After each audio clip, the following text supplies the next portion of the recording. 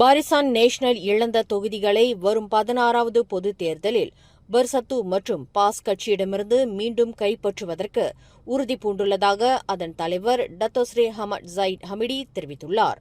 இது தொடர்பாக Barisan national விரிவான ஓர் ஆய்வை மேற்கொண்டுள்ளதாக அவர் குறிப்பிட்டார்.